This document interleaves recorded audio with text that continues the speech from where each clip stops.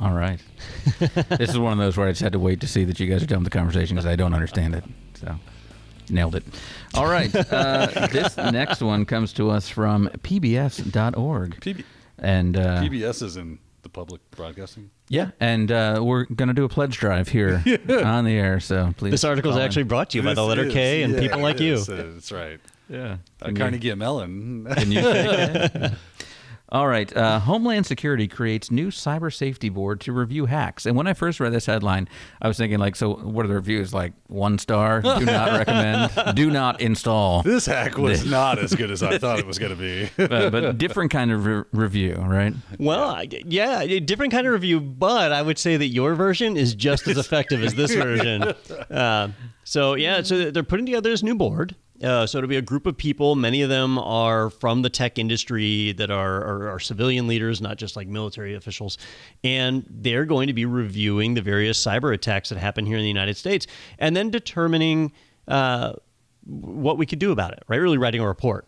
Well, the key thing here about this to remember or just to pay attention to is the fact that they're not like finding new stuff. They're looking at stuff that happened in the past. In fact, their first mission is attached to this Log4j vulnerability that's been kind of a huge wildfire the last month or so.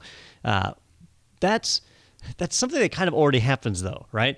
A big exploit like Log4j hits a ton of companies. We learn about it, patches come out, we review it, and hopefully we follow better patching practices, right? There's not really a different behavior we could have had that would have prevented that. That was an O-Day. I mean, somebody discovered, hey, there's a real bad problem here. I could exploit that for fun and profit. Yay. And that's what they did until... So this group will spend 6 months studying Log4j and where things fell apart. And then they'll release their findings, and then their findings will largely say, do your updates, don't expose logging systems to the internet, and maybe or anything at all. Somebody should drop a little funding over to the people who support Log4j, something like that. Yeah. Don't expect a whole miracle out of this, but it's kind of a first step in building better security awareness and information sharing between the government and the U.S. citizenry. I feel like it's a first step toward regulation. It could be. Right, because this is typically how these things start, where it's like, we got a real problem over here. What we should do is get the government involved because they are amazing at solving problems. And then some private sector that we like, not those private sector people we don't like, we'll get them involved and we'll create a committee, and then they'll start feeding off each other, just like we did with the Federal Reserve and things like that. It's amazing. Yeah. It works every time. There are people like Bruce Schneier, who is a big advocate for that. He thinks that the government should be regulating the hell out of all this. And so there's voices out there that are calling for it. Daniel, I kind of know where you stand.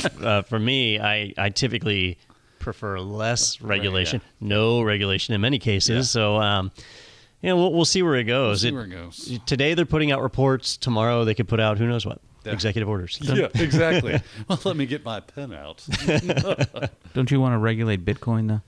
I want to eliminate Bitcoin. Bitcoin. Have you?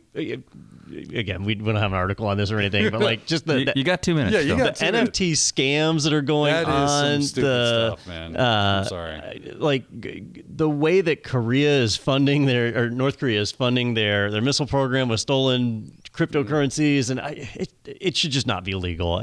It's crazy. Well, this segment was brought to you by the Human Fund. The Human Fund. Yeah. Money for people. And listeners like you. Yeah. All right. And we're going to send everyone a tote bag. They send in money. Let's binge watch, what was that show? Masterpiece Theater? Or Nova? No, what was that? Downton Abbey.